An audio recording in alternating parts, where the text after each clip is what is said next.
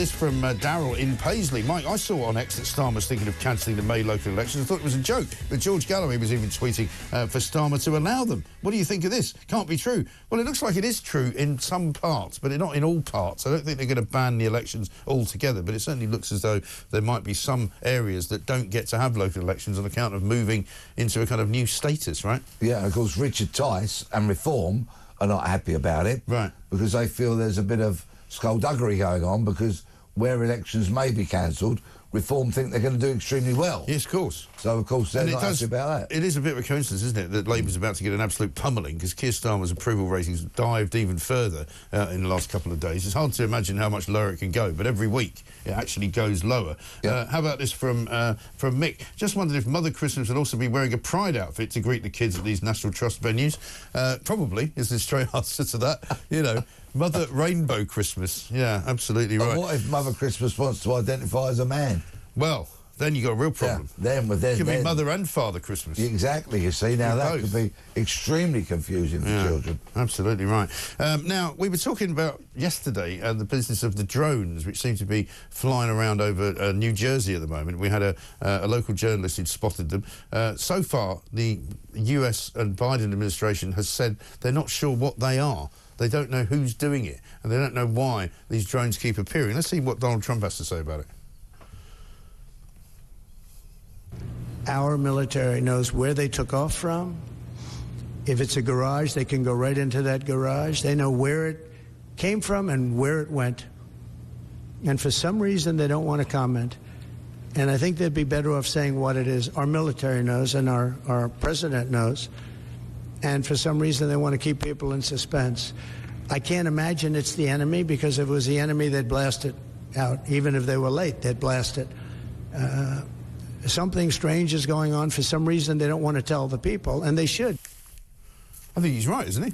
I mean, it seems inconceivable that the biggest country in the world, the biggest democracy in the world, is allowing drones to fly around in the airspace of the United States of America without knowing who's controlling them. Even if you go and buy one of the cheapest drones online for 30 or 40 quid, right, it has a GPS kind of capability within it. Yeah. And then when you upgrade to drones that cost many hundreds of pounds, of course, they are very precise in terms of tracking their locations. So you can track where they've been their sent up from. locations can be tracked. Right. So what Donald Trump says is absolutely right. Yeah. They must know. They must have a clue. And if they don't, then they are failing in their fundamental primary job, which is to protect the nation. Yes, and to inform the nation as to what is going on. Yeah. But to kind of blithely say we're not sure just seems mad, doesn't it? Ridiculous. It does. Trump also in the news today because he's talking about Ukraine, and he's saying that he might reverse the permission that America gave to Ukraine to fire US-made missiles and British-made missiles into Russia, basically. He says, especially just weeks before I take over, why would they do that without asking me? I think it was a big mistake. Asked if he would consider reversing the decision. He says, yeah, I might. I think it was a very stupid thing to do. Yeah, and he held his press conference yesterday down in his estate at Mar-a-Lago. And there he had America's press gathered in front of him, because this man is now a political colossus. He is. There is absolutely no doubt of that, with having both the House of Representatives and the Senate both being Republic, having won the popular vote, as well as the Electoral College vote. He's going to be, I strongly suspect, almost an unstoppable force during his next term as president. I think that's going to be right. And also he is having an effect, because the new leaders of Syria have come out and said we're not going to allow Syria to be used as a base for attacking Israel.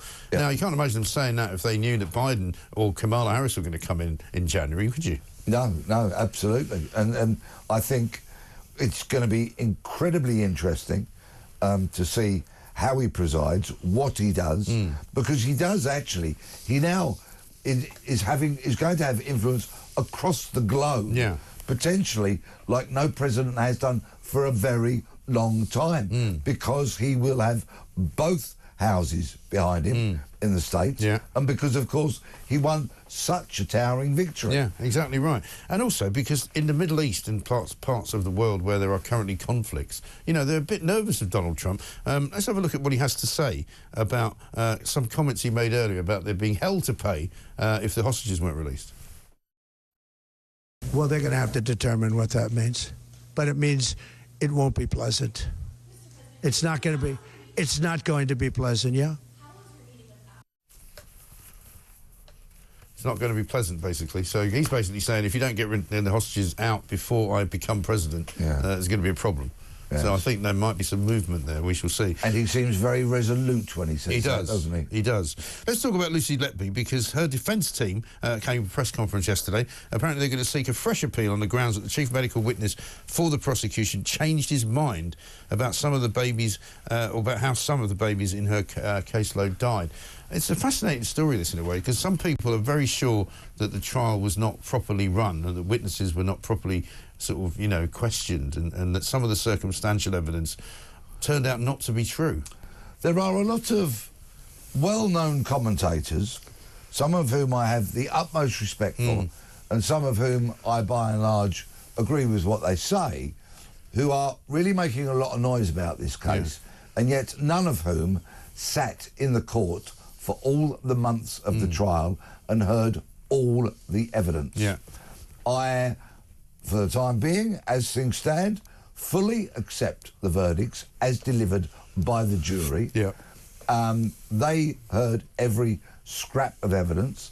They saw the evidence tested by her defence team, and they came to their decisions, their verdicts.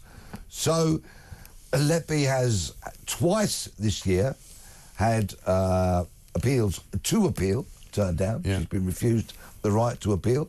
So very learned judges who have sat across all the evidence on multiple occasions now, considered it all, have decided that the verdicts stand. Of course, her defence team are going to forever bang the drum on her behalf because they represent her, and they would like to see the verdicts overturned. Until such time as they are, I am going to pretty much keep my own counsel, accept the verdicts as delivered by the jury, and wait and see what happens. So often we had cases where people would go to appeal and they would be unsuccessful. They would be slung out. Well, the legal threshold for this is that there has to be new evidence, isn't there? Yes, which is what they now say they've got. But they seem to be saying the new evidence is somebody changing their mind, which I'm not sure if that counts as evidence. Yes, and from what I saw, this witness may have changed his mind in terms of what Letby did, but didn't change his mind in terms of Letby didn't do it, kind of thing. Yes. So, fortunately, I have trust in the criminal justice system. I know it's far from perfect, and sometimes there are dreadful miscarriages, but for the time being, I'm going to pretty much wait and see what happens. Very good counsel, I think. I'm sure people would agree with that, but we'll watch it with some interest.